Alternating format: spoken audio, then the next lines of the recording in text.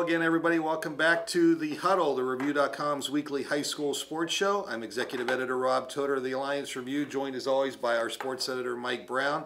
And Mike, it's hard to believe we're already in week 5 of the high school football season, and the contenders are starting to separate themselves from the pretenders.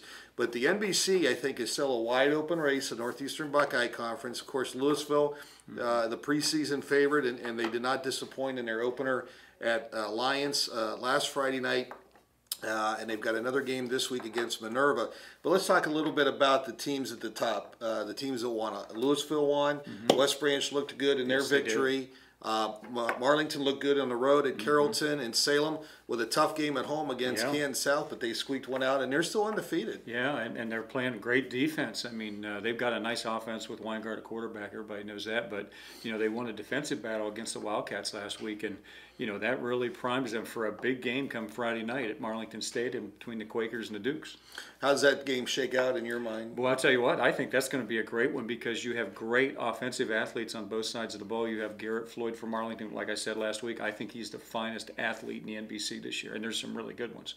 When you consider all the good athletes Louisville has, and, you know, I love the West Branch sophomore quarterback. I was very impressed with him last week. But, you know, like I said, they have Weingart at quarterback for Salem. Marlington has Floyd and Pennell at quarterback for Marlington. I mean, wow, you've got some great athletes on that field come Friday night. Okay, I think another good matchup is Carrollton and West Branch.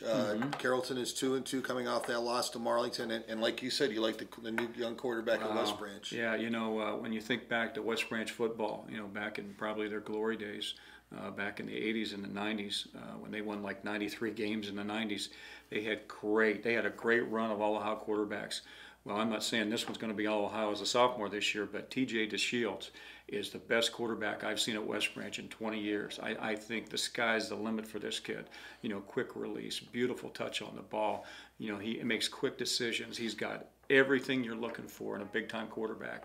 So who knows what the Warriors can do this year, because, you know, when you have a great quarterback and you've got an air game, you're never out of any game, and, you know, you can win any game.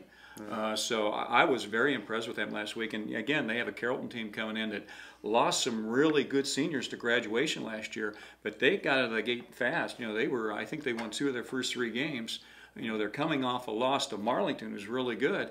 But I think Carrollton has been one of the surprises in the league this year. So when those two teams get together Friday night in Lloyd, that should be interesting. Yeah, I think that's going to be one of the contenders versus pretenders. We're going to know a lot more about both of those teams after Friday night. And really the Salem-Marlington game, I think we're going to learn a lot too. So the other games in the NBC this week, Alliance at Kansas South. The Aviators looking for their first win of the season.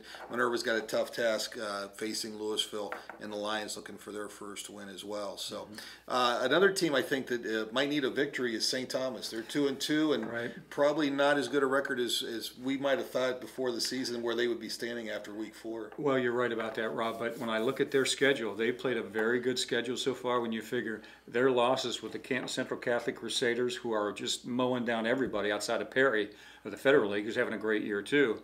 And then last week against Marlington, who I think is a really quality team. So, in a way, you know, they're looking for a win. You know, they go to Crestwood Friday night. I think that's a winnable game, but that should be a great game because there you have Crestwood's 3-1 on the season too. So those are 2 really good football teams. Okay. Now in the ITCL, Sebring looking for their first win of the season, and they go to they lost to Columbiana last week. They go to East Palestine. Another tough matchup for Sebring.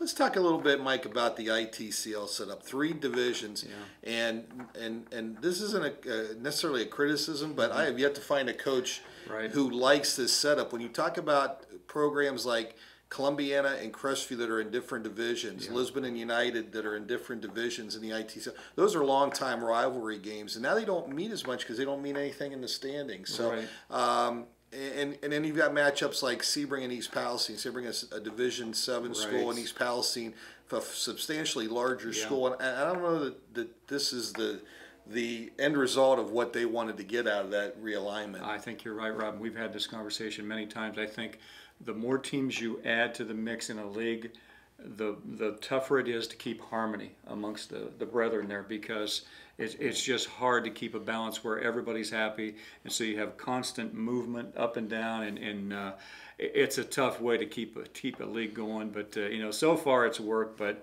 I just wonder long term if there's going to be a lot of teams that want to jump to another division or jump to another league. Yeah, that's going to be tough. All right, and also elsewhere in the ITCL, Western Reserve with a big win last week against Springfield. They go to Wellsville this week, and United with a tough matchup at home against an always very good McDonald program. So for Mike Brown, this is Rob Toter. Make sure you check out the Alliance Review all week for previews of these games and coverage in Saturday's Alliance Review and on the review.com. And make sure you also check out Pigskin Picks. You can play in that contest and win some great prizes. So we will see you at a stadium.